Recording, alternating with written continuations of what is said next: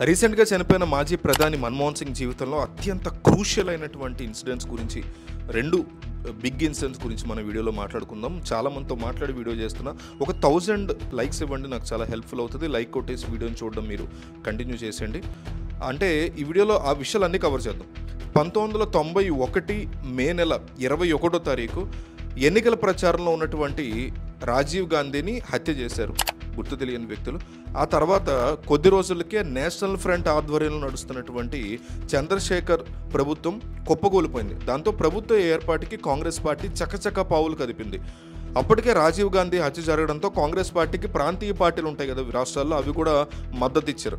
అయితే ప్రధానమంత్రి ఎవరవుతారని అందరూ ఉత్కంఠగా ఎదురు చూస్తున్నటువంటి టైంలో అనూహ్యరీతిలో పివి నరసింహారావుని సోనియా గాంధీ ఎన్నుకున్నారు. అప్పట్లో పివి నరసింహారావు ప్రధానిగా పాలనా పగ్గాలు చేపట్టే నాటికి దేశంలో ఆర్థిక సంక్షోభం తీవ్రంగా తాండవిస్తుందంటే చెమురు కానీ, నిత్యావసర ధరలు కానీ, నిత్యావసర వస్తువులు కానీ ఇవన్నీ దొరకడం చాలా కష్టమైపోయింది. అంటే కేవలం విదేశీ మార్గద్రవ్యం ఉంటుంది మన దగ్గర, ఫారెన్ ఎక్స్చేంజ్ అమౌంట్, అది మన దగ్గర కేవలం 2 వారాలకు సరిపడా మాత్రమే మనం ఇవన్నీ పర్చేస్ చేయడానికి ఉండేటువంటి సిచ్యువేషన్లో అప్పుడు దేశం ఉంది. ఈయన ప్రధాని అయ్యేసరికి పివి నరసింహారావు ఇది సరిపోదన్నట్టుగా అదే టైంలో గల్ఫ్ దేశాల్లో యుద్ధం స్టార్ట్ అయింది.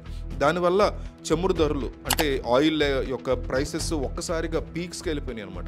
సో ఆర్థిక రంగం అనేది అంటే ముందు ఉన్నటువంటి ప్రభుత్వాలు ఆర్థిక రంగాన్ని ఏమాత్రం కూడా కేర్ చేయకపోవడం వల్ల ఆర్థిక పరిస్థితి చాలా దారుణంగా తయారైంది.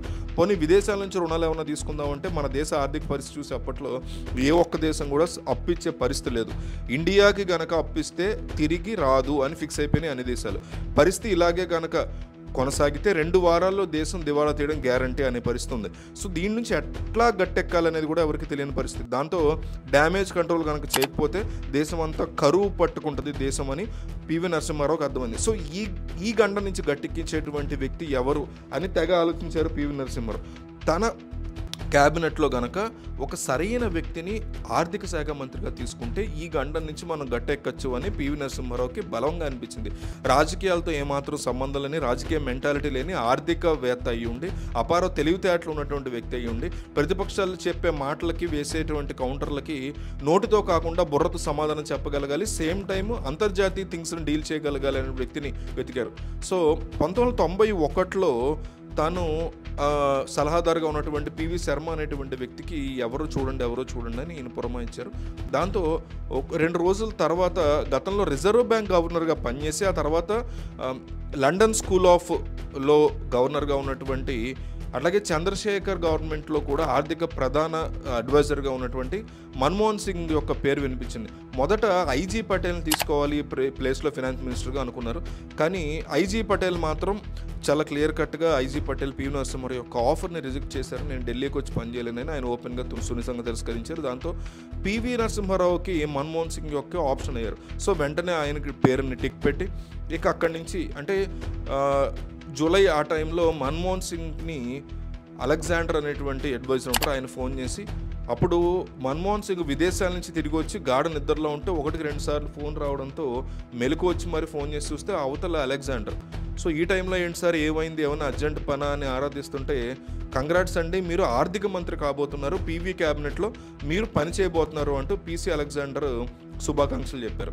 సో దీన్ని మన్మోహన్ సింగ్ అసలు నమ్మలేకపోయారు. అలాంటిది ఏమనంటే పివి నరసింహారావు నాకు డైరెక్ట్గా చెప్తారు కదా, నాకు ఆయనకి మధ్య మంచి సాన్నిధ్యం ఉంది కదా, మీరేమీ జోకులు చేయకండి నిద్ర వస్తుంది నాకుంటూ ఫోన్ పెట్టాడు ఆయన మన్మోహన్ సింగ్. ఆ తర్వాత రోజు యూజీసీ కార్యాలయానికి మన్మోహన్ సింగ్ వెళ్ళినప్పుడు అదే టైంలో పివి నరసింహ నుంచి ఆయనకు ఫోన్ వచ్చింది.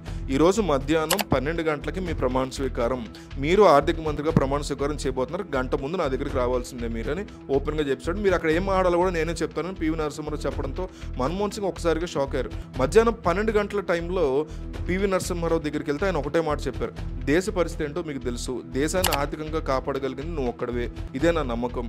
ఒకవేళ మనం ఈ టైంలో కనుక గట్టెక్కించగలిగితే ఆ క్రెడిట్ పూర్తిగా మనకి దక్కుతుంది మన ఇద్దరికి, లేదా దేశ పరిస్థితి మనం నాశనం చేసామా మన ఇద్దరమే బాధ్యతలు అవుతాం, లోకం ఎప్పటికీ మనల్ని నిందిస్తుంది.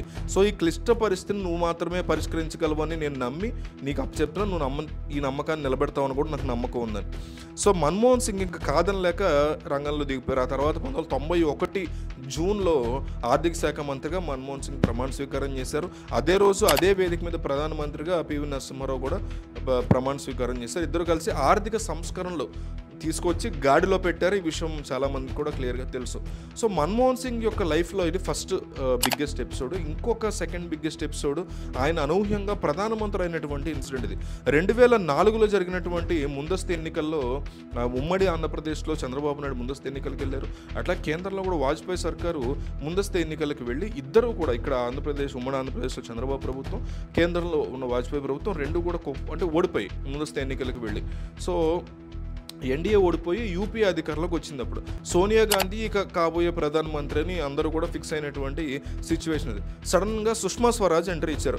సోనియా గాంధీ ఒక ఇటలీకి సంబంధించినటువంటి విదేశీ వనిత. సో ఒక విదేశానికి సంబంధించినటువంటి లేడీ ఇండియాని పాలించేటువంటి ఒక ప్రైమ్ మినిస్టర్ అవడమా?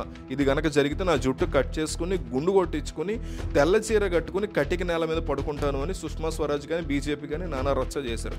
సో ఆమె ఎట్టి పరిస్థితుల్లో ప్రధానమంత్రిగా తీసుకోవడానికి యాక్సెప్ట్ చేయాలి. బట్ ఈ సోనియా గాంధీ పెద్దగా ఏం పట్టించుకోవాలి. బీజేపీ నేతలు ఎలాంటి శపథాలు చేసినా కాంగ్రెస్ కూడా పెద్ద సీరియస్గా తీసుకోవాలి. రానా రచ్చ జరిగింది అప్పుడు పార్లమెంట్లో.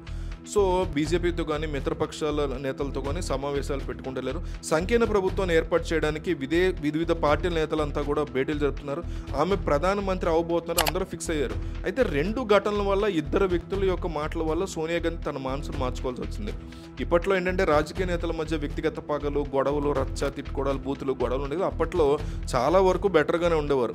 రాజకీయ నాయకులు పార్టీలు వేరుగా ఉన్న ఒకళ్ళ పట్ల కూడా గౌరవం అనేది ఉండేది. 2004 మేలో ప్రధానమంత్రి పదవిని ఆమె ఇక ప్రధానమంత్రి అవుతారనుకున్న టైంలో మాజీ ప్రధాని వాజ్పేయికి ఫోన్ చేశారు. నన్ను ఆశీర్వదించండి అని ఒక పాజిటివ్ నోట్తో ఆమె ఫోన్ చేస్తే వాజ్పేయి ఒకటే మాట చెప్పారు, మీరు చాలా తెలివిగలవారు, గొప్ప సమర్థవంతురాలు, మీ వల్ల ఈ పార్టీ గెలిచింది, ఎవరు కాదని సత్యం ఇది, కానీ ప్రధానమంత్రి పదవిని మాత్రం మీరు తీసుకోవద్దు, ఆ కిరీటాన్ని ముళ్ళ కంపగా మీ నెత్తిన పెట్టుకోవద్దు, అది ఈ దేశంలో అశాంతికి కారణం అవుతుంది, నేను దూరదృష్టిలో ఆలోచించి చెప్తున్నా, మీరు ఆలోచించండి, నా ఆశీస్సులు మీకు ఎప్పుడూ ఉంటాయి అని వాజ్పేయి ఓపెన్గా చెప్పారు సోనియా గాంధీకి. దాంతో అదంతా విని ఆమె గిర్రం తిరుగుతున్నాయి మైండ్లో. ఇది తిరుగుతున్న టైంలో ఇంకొక ఇన్సిడెంట్ ఇమ్మీడియట్గా జరిగింది. 10 జన్పద్ అని ఢిల్లీలో వీళ్ళ అధికారిక నివాసం ఉండేది. ప్రియాంక గాంధీ, మన్మోహన్ సింగ్, సుమన్ దూబే ఇలాంటి ప్రముఖులందరూ కూడా హాల్లో కూర్చొని ఈ విషయం గురించి మాట్లాడుకుంటున్న టైంలో సడన్గా రాహుల్ గాంధీ ఆవేశంగా గదిలోకి వచ్చి, ఇదంతా కాంగ్రెస్ వాళ్ళు చెప్పింది, నిన్ను ప్రధానమంత్రిని అవ్వడానికి నేను యాక్సెప్ట్ చేయను, నిన్ను ప్రధానమంత్రి అయినందుకే మా నాన్న చంపేశారు, మా నాయనమ్మను కూడా చంపేశారు, ఇప్పుడు నువ్వు కనుక ప్రధానమంత్రి అయితే 6 నెలలు కూడా నిన్ను కూడా చంపేటువంటి భయం నాకు పట్టుకుంది, అది జరగకూడదు, మీరు ప్రధానమంత్రి అవ్వకూడదు, మీరు కనుక నా మాట వినకపోతే నేనేం చేస్తానో నాకు తెలియదు, పరిణామాలు చాలా తీవ్రంగా ఉంటాయి, యంగ్గా అప్పుడు రాహుల్ గాంధీ, సో మీ ప్లేస్లో వేరే వ్యక్తిని అనౌన్స్ చేయండి అంటూ రాహుల్ గాంధీ ఆగ్రహంతో వార్నింగ్ ఇచ్చేసి అంతే ఆవేశంతో అక్కడి నుంచి వెళ్ళిపోయాడు. సో రాహుల్ గాంధీ యొక్క మాటలతో ఒక్కసారిగా కళ్ళమ్మ నీళ్లు పెట్టుకున్నారు సోనియా గాంధీ. హాల్లో ఉన్న వాళ్ళందరూ సైలెంట్ అయిపోయారు. అంటే అక్కడి నుంచి ఆలోచనలో పడిపోయారు. ఓవైపు కొడుకు భయపడుతున్నాడు, వద్దంటున్నాడు, ఒకవేళ అదే నిజంగా జరిగితే నా కొడుకు కూతుళ్ళ పరిస్థితి ఏంటి అని సోనియా గాంధీ భయపడి ఉంటారనే మాట ఉంది. అంతకుముందు వాజ్పేయి చెప్పినటువంటి మాటలు కూడా వినిపిస్తున్నాయి, గుర్తొస్తున్నాయి. సో ఈ 2 అంశాలని పరిగణలో తీసుకుని సోనియా గాంధీ వెంటనే ఒక స్ట్రాంగ్ నిర్ణయం తీసుకున్నాను. సో మరి తాను కాకుండా వేరే వాళ్ళు ఎవరున్నారు ఈ అర్హతలో, అంటే ఇంకొకళ్ళు ఎవరు ప్రధాని చేసేటువంటి అర్హత ఉన్నవాళ్ళు, అయ్యే అర్హత ఉన్నవాళ్ళు అని ఆలోచిస్తే మన్మోహన్ సింగ్ యొక్క పేరు ఎక్కువగా మనకు వినిపిస్తుంది. అంటే ఎవరికి ఎదురు చెప్పనటువంటి ఆయన తీరు, ఎప్పుడు మౌనంగా ఉండే వేదావి, అపార తెలివితేటలు, ప్రతి తన పట్ల తన పార్టీ పట్ల ఆయన చూపించేటువంటి వినయ విధేయతలు, మన్మోహన్ సింగ్ పట్ల ఒక మంచి అభిప్రాయం ఉంది, ఫైనాన్స్ మినిస్టర్గా ఎక్స్పీరియన్స్ ఉంది. దాంతో ఆ రోజు సాయంత్రమే వెంటనే ఒక అత్యవసర సమావేశాన్ని ఏర్పాటు చేశారు. మన్మోహన్ సింగ్, ప్రణబ్ ముఖర్జీ, శివరాజ్ పాటిల్, గులాం నబీ ఆజాద్, ఎంఎల్ ఫుతేదారు, అక్బర్ పటేల్, ఇంకా కొంతమంది సీనియర్ నేతలు ఉంటారు, వీళ్ళందరూ కూడా వచ్చి మీటింగ్ పెడితే ఏం చెప్తారా ఆమె అంటే ఒకే ఒక మాట చెప్పింది, ప్రధానమంత్రి పదవిని చేపట్టాల్సిగా మన్మోహన్ సింగ్ నేను అభ్యర్థిస్తున్నాను అని పబ్లిక్గా, ఓపెన్గా, అఫీషియల్గా ఒకే ఒక మాట అన్నారు. అందరూ షాక్ అయిపోయారు. ఇదేంటి, నేను కూడా అర్హున్నే కదా అని చాలామంది అనుకుంటారు కదా, పెద్ద పెద్ద సీనియర్ నాయకులు వీళ్ళందరూ. కానీ అనుకున్నారు తప్ప ఆ మాటని బయటికి చెప్పేటువంటి ధైర్యం వాళ్ళలో ఒకళ్ళకి కూడా కనిపించలే, ఎవరికి లేదు. సోనియా గాంధీ ప్రతిపాదన విన్న వెంటనే మన్మోహన్ సింగ్ రియాక్ట్ అయ్యారు. మీ ప్రతిపాదనకు నాకు చాలా కృతజ్ఞున్నమ్మా, మీరు కల్లో కూడా ఊహించిన మాట చెప్పారు, కానీ నాకు మెజారిటీయే లేదు, నేను ప్రధానమంత్రి అభ్యర్థిగా ఉంటానంటే కాంగ్రెస్లోనే ఎవరు ఒప్పుకోరు, కానీ దీన్ని నేను అంగీకరించలేను, మీరు ఒకసారి ఆలోచించి ఇంకో బెటర్ పర్సన్ని మీరు తీసుకోండి అని చెప్పడంతో వెంటనే నట్వర్ సింగ్ ఉన్నారు అక్కడ, ఆయన జోక్యం చేసుకుని ఒక నిబద్ధత కలిగినటువంటి కార్యకర్తగా, మీరు కాంగ్రెస్ పార్టీకి చెందిన వ్యక్తిగా సోనియా గాంధీ యొక్క ప్రపోజల్ని మీరు కాదనకూడదు, ఆమె యొక్క ప్రపోజల్ని వేరే వాళ్ళు కూడా కాదనలేరు. ఎందుకంటే మెజారిటీ ఉన్న వ్యక్తే మీరు ప్రతిపాదిస్తున్నారు కాబట్టి, మెజారిటీ ఉన్న వ్యక్తి ఆల్రెడీ మిమ్మల్ని ప్రతిపాదిస్తున్నారు కాబట్టి వేరే వాళ్ళు కూడా కాదు అనే మాట అనలేరు. కాంగ్రెస్లో ఏ ఒక్కరు కూడా మీ అభ్యర్థిత్వాన్ని కాదనలేరు సార్ అంటూ ఆయన చెప్పుకున్నాడు. సో వెంటనే ఇక మిగతా వాళ్ళందరూ చప్పట్లు కొట్టడం, సోనియా గాంధీ యొక్క మాటను అందరూ యాక్సెప్ట్ చేశారు.